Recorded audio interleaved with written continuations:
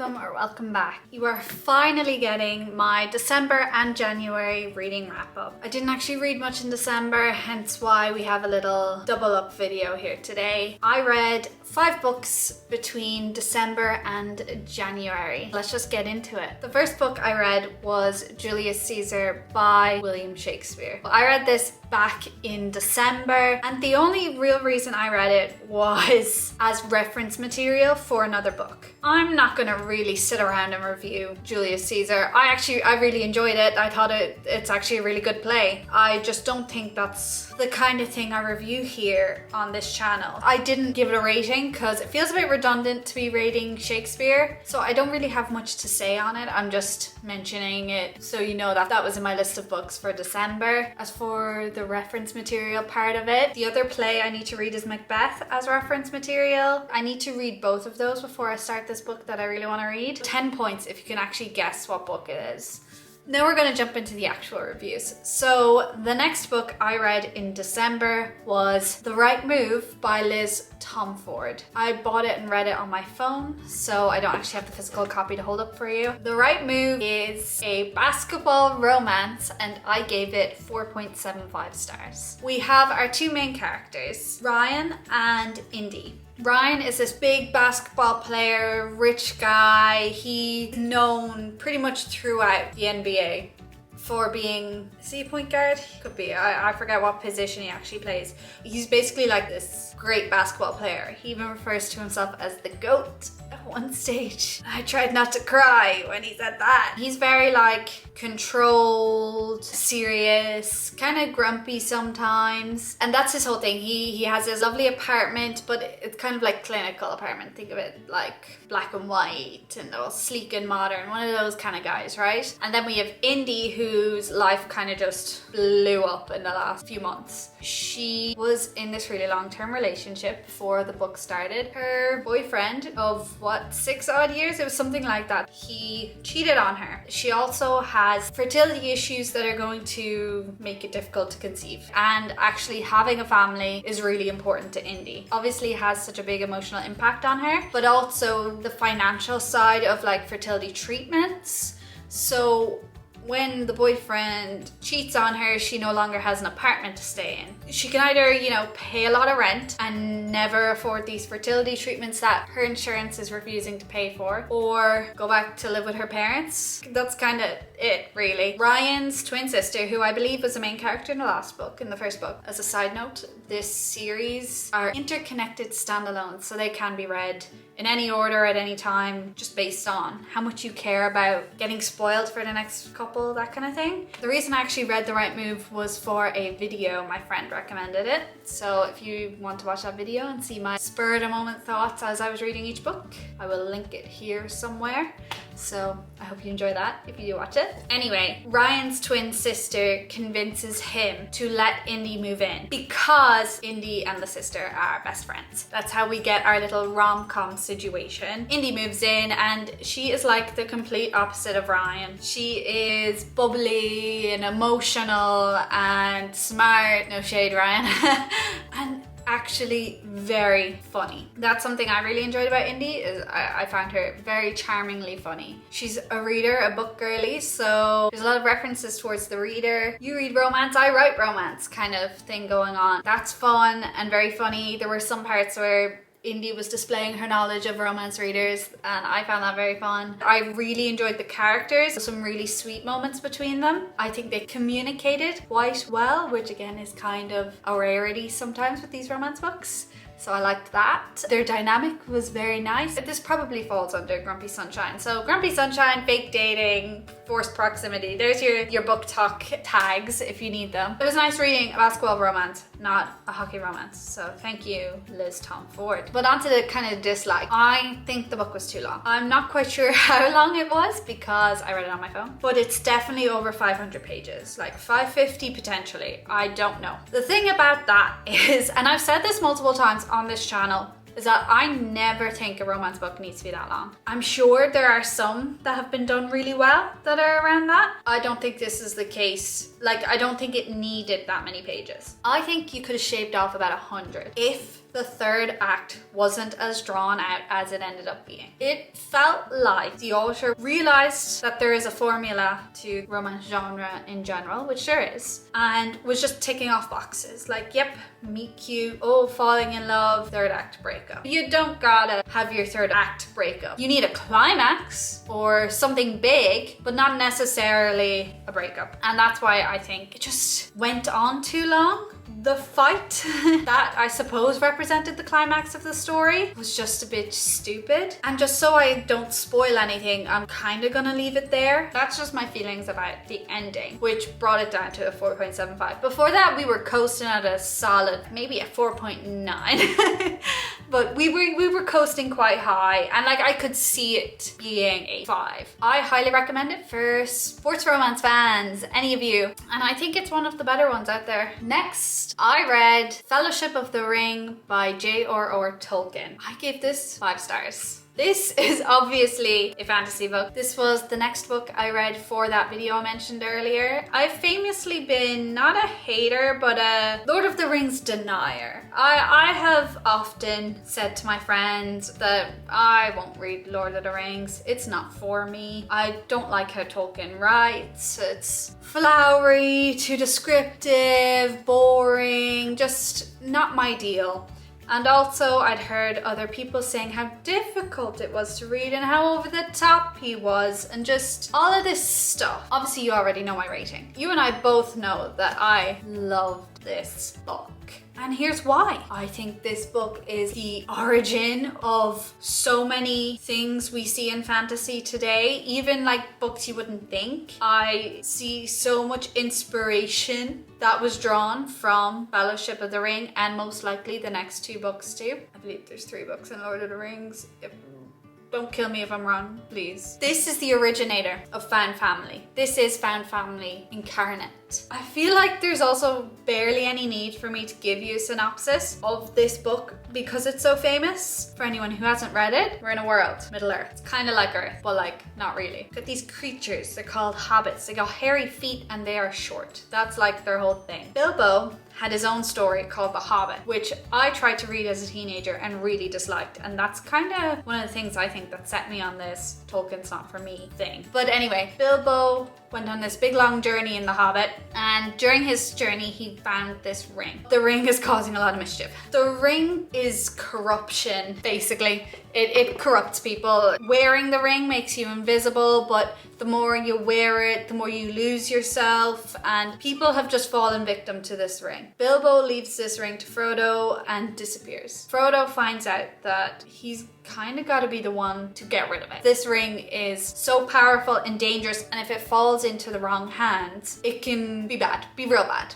okay? The whole book is all about his journey and all his companions he picks up along the way and their journey to figure out what to do with this ring. That is the gist for the people who know nothing, which I knew nothing. That might sound really basic to some people. Something that's really nice is on this really long journey, our fellowship often need help or like shelter, food, and all of these people, these side characters that you never see again, help them and are like, they don't have ulterior motives. Generally, they just bring them in, help them, feed them, water them, and then let them go. Like it's all really lovely to have this kind of sense that they're safe even when they're on this big journey at their little stop points, because obviously in the middles they're not really safe. It was nice to read a book that's not all about treachery. I really loved the imagery. I thought everything was so lovely. The descriptions were incredible. I could really tell that Tolkien took his time to really think and look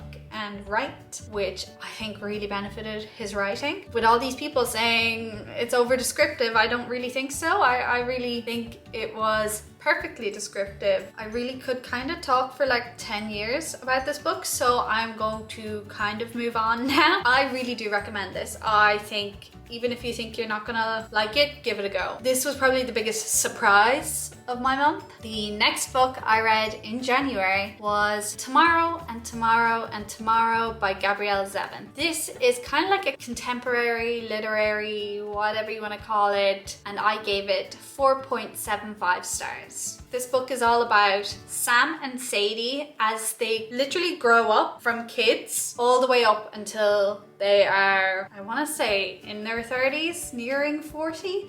We follow their life. I had such a strong feeling as I was reading this that I would look back at certain parts of the book and wonder, how did we get here? It has almost a nostalgic feel when you're still reading. As I said, they meet when they're kids, actually in the hospital, and they become friends through video games. They bond over video games. As they get older, they begin to make video games together. This book feels somewhat like a love letter to video games.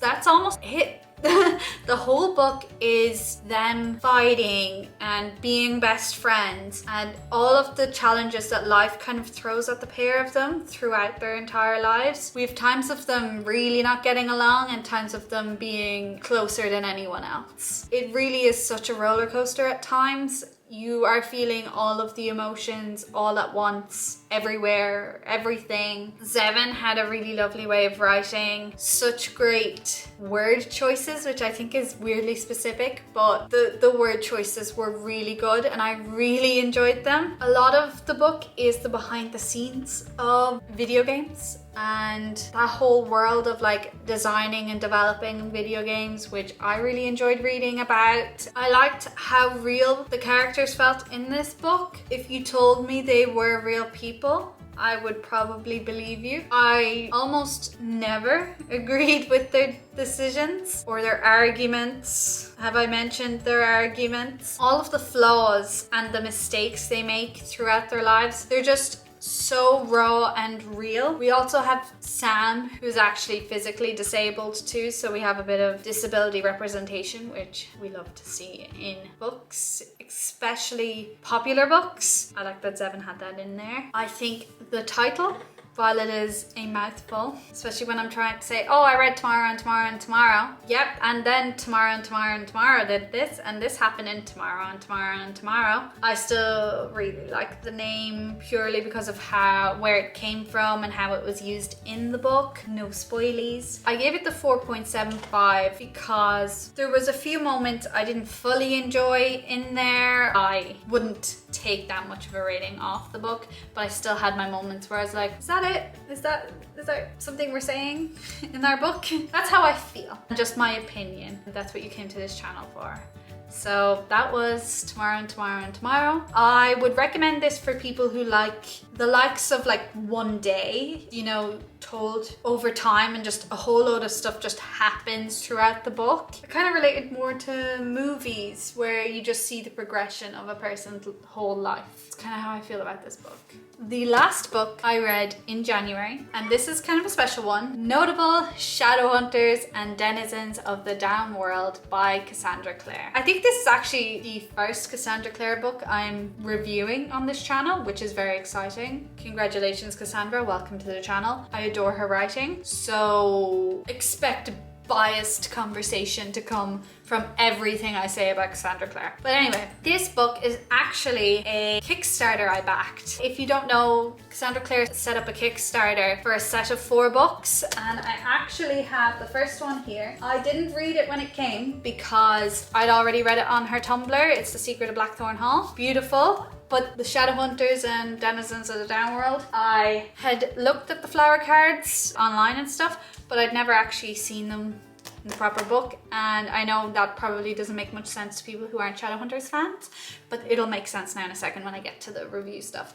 I give this 5 stars, which I think is kind of obvious. I can't remember the last time I gave her anything but 5 stars. Be aware of that as I get into this. So this, if you've not read the Shadowhunter Chronicles, this won't interest you. Even if you're like, I'm curious about the Shadowhunter Chronicles, this won't interest you. Don't touch this book. Go read the rest of the series. If you like pretty art and like me to show you some pretty art, here we are. But I think this review will mean nothing to you if you don't engage with any of the Shadowhunter stuff. This is actually kind of just like fact file of Shadowhunter characters with beautifully illustrated flower cards is what they're called, because each character is assigned a flower and it kind of has like a meaning, almost like a tarot card is kind of the vibe I associate it with. So we have this, and I will also show you how gorgeous it is. Most of me showing you this book is just to show off my beautiful book.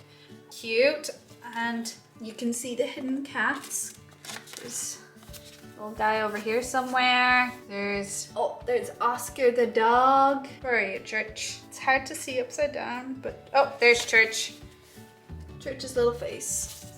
So cute. I love the addition of the animals. So, ooh, Grace Blackthorn. I'll just show you a sneak peek of a few of these flower cards. Jocelyn Frey. You know? Oh yeah, I did actually find an error in this printing. Oh, the cat. Sorry, I'll show you the error now in 1 sec, but I gotta show you Chairman Meow. Where are you? Chairman. Here's Chairman Meow. That's Magnus's cat. Tiberius Blackthorn was not born in 1993. He is actually born in 1997. So someone made a little mistake there. Yeah, it's definitely 1997. I adore the Shadowhunters series. So this Kickstarter is something that's really exciting for me. And the next book, I think, potentially a set of short stories. Look forward to more Cassandra Clare conversations on this channel. And I am so glad to finally get to talk about Cassandra Clare on this channel. I really enjoyed this and I recommend to all Shadowhunters fans. That is it. That is all of the books I read in December and January. Thank you for watching the first review of the year. If you like this video, here's another one YouTube thinks you might enjoy. I will see you next time.